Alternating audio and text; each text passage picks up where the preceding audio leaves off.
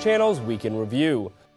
Will the Palestinian Authority recognize Israel as a Jewish state? A CNBC icon teaches young Jewish women, Obama in the mind of the editor of The New Yorker, and more of the Jewish news that's changing your world on this episode of the Week in Review. Hello, and welcome to the Jewish Channel's Week in Review. I'm Stephen I. Weiss. The possibility of peace talks between Israel and the Palestinian Authority is now part of an intriguing sort of gamesmanship. While it's been widely reported and suggested that the expiration of a freeze on new settlement construction in the West Bank would keep PA President Mahmoud Abbas from returning to negotiations, Israeli Prime Minister Benjamin Netanyahu made an offer for an unusual sort of horse trade. He'd stop settlement construction when Abbas would agree to recognize Israel as a Jewish state as part of a final peace agreement. Abbas responded on Friday by telling a group he wouldn't do so, saying, quote, "The PA recognized Israel's existence in 1993, and now Israel needs to recognize the Palestinian state in line with the 1967 borders." When talking about the recognition of Israel in 1993, Abbas was speaking about the PLO's agreements at that time. He then added on the issue of recognition of Israel as a Jewish state, "If we showed flexibility on these issues, the peace agreement would have been signed a long time ago." Meantime, Netanyahu is expecting flexibility from another man with which he deals, Israeli Foreign Minister Avigdor Lieberman. TJC reported last week on the Netanyahu cabinet's approval of a loyalty oath bill sponsored by Lieberman, which would require new citizens to swear loyalty to Israel as a Jewish state. The bill is generating criticism for imposing this requirement on non-Jews at all, but in the version of the bill approved last week, only non-Jews were required to take the oath. Netanyahu is now asking for a redraft of the bill that would make new Jewish citizens subject to the same requirement to deflect in part the criticism of the bill. But while Israel and the United States will likely face disagreements on that conversion bill, officials from both countries are celebrating a partnership this week of 25 years of a free trade agreement between the two countries, and that they hope to further decrease barriers toward trade by early next year. The agreement remains an historic one, as it was the first free trade agreement made by the United States.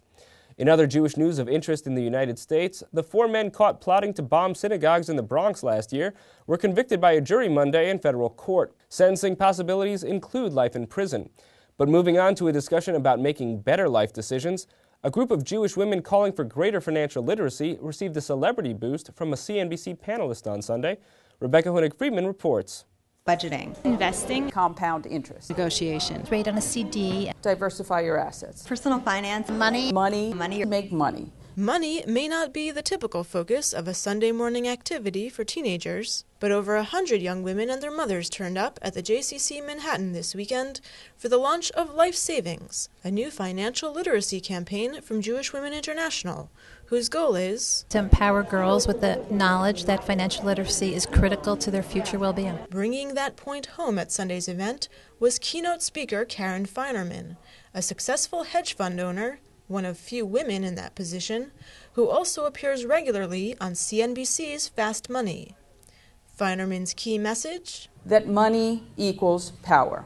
And at this mother-daughter event, Feinerman credited her own mother with teaching her that lesson. My mother really did plant deep within me the connection between money and my independence, that I never wanted to be in a position where I had to ask permission before I could act.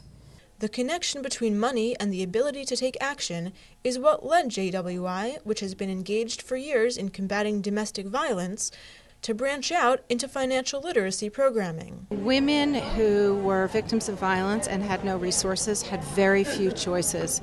It limited their options. It too often kept them in dangerous situations for too long. We knew financial literacy, economic security was inextricably linked to having those personal options.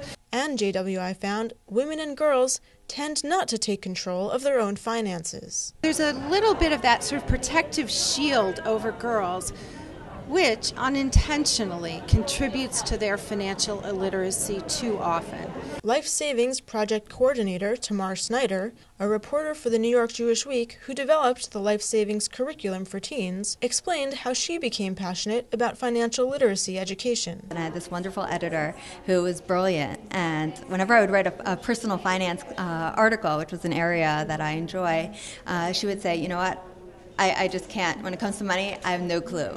I just can't do it. I put up a wall and I have no idea. And that really struck me, because I was like, this woman who's brilliant, she has no idea when it comes to her money. She doesn't feel confident. That's not cool. So I said, I'm gonna learn about this. JWI began the Life Savings program with college-age women, but found there was a need to start even earlier in order to give women solid financial training. If we can get young women at the age of 14 talking about negotiating, using their voice to ask for things, to ask for more, to understand what they're negotiating for, by the time they graduate for college, they are in a really good place to begin to ensure their financial future. And toward that end, Feinerman dispensed some practical advice along with the general message of empowerment. Always have some money saved. Always have some money invested.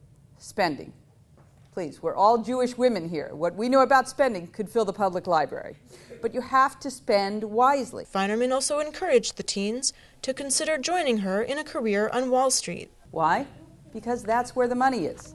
Ladies, use your heads. Also, it's not a terrible place to meet nice Jewish boys. For more on the Life Savings program and how you can bring this curriculum to your community, tune in to the full broadcast version of the Week in Review. Thank you, Rebecca. Among the many books about the Obama administration, 2 come from a pair of prominent journalists who also happen to be Jewish, and they were taking their act on the road last week, as Christian Needon reports. How does President Barack Obama go about making important decisions on topics like the economy and Israel? That was the topic of a discussion last week featuring New Yorker editor David Remnick and Newsweek columnist Jonathan Alter, both of them authors of a recent book about the president. Moderated by Abigail Pogrebin at the JCC Manhattan, the serious political talk opened with a comedic moment, recalling Remnick's reaction when Alter told him he was naming his new book about Obama The Promise, a title which Remnick had originally hoped to call his own later-coming Obama book, The Bridge. When I saw his face kind of fall when I said what my title was. It didn't fall. But my reaction was, hey David. Deadpan. So David, do you know what you got, like a Chaim Potek problem with this or something? That book came out 50 years ago. It was called The Promise, by Chaim Potek. Let me just say, it's very rare that I get out-Jewed. But there was less humor from Remnick when it came to discussion of Israel and the recent expiration of its freeze on new settlement construction in the West Bank. Continued settlement building is clearly a provocative political act, continue to satisfy the right wing of his coalition. And the problem is, the right wing of his coalition is, let me be very mild about it, distasteful. The very powerful foreign minister of this coalition, Avigdor Lieberman, would be, in any other country, a kind of neo-fascist in many of his opinions, both in language and intent and in politics. The Shas party has had inclinations in this direction. I'm not calling them fascists, but they are so far to the right and so provocative and so destabilizing in any political way that the notion that Bibi Netanyahu is going to be Nixon goes to China on this issue is wildly optimistic. And what did they have to say about Iran and Israel? Find out in the full broadcast version of the Week in Review. Thank you, Christian. Finally, we recently reported on the first ever U.S. celebration of the Ethiopian Jewish holiday of Sigd, which was then upcoming. The special event has now taken place, and Christian Needon was there. A large and diverse crowd turned out last week at the 92nd Street Y as singers, rappers, and dancers took to the stage to help local Ethiopian Jews celebrate the Sigd. That is, after a traditional greeting from narrator Zamira Chen. Good afternoon, ladies and gentlemen, and happy Sigd holiday. Or as we say it in Amharic,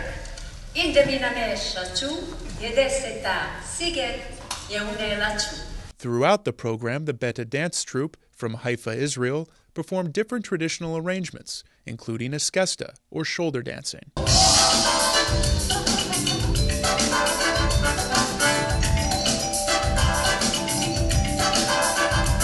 The troupe also served as entourage for the Kes, or Ethiopian Jewish rabbi, Eli Vanda Mentisnot, visiting from Israel, who recounted God's message to Moses on Mount Sinai by reading it in the Amharic language, which was then translated for the audience by Professor Ephraim Isaac from the Institute for Semitic Studies in Princeton, New Jersey. And the Lord said to Moses, speak to the children of Israel and say to them thus.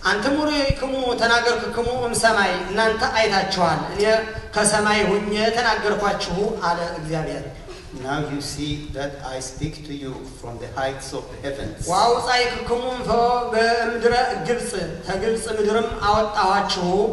I brought you out of the land of bondage, the land of Egypt.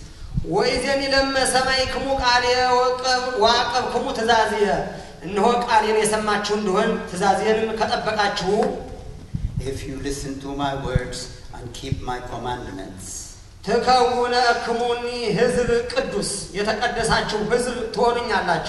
shall be a holy people for me. Wishing you a happy Sigd from the Jewish Channel, I'm Christian Needon. Thank you, Christian. That's all for this week. For more news and analysis from the Jewish Channel during the week, please check out our blog at newsdesk.tjctv.com. From all of us here at the Jewish Channel, be well. The Jewish Channel is available on cable: IO Optimum Cable Channel 291, Time Warner Cable Channel 528, RCN Channel 268, Verizon Fios Channel 900, and Cox Cable Channel 1. For more information, visit tjctv.com.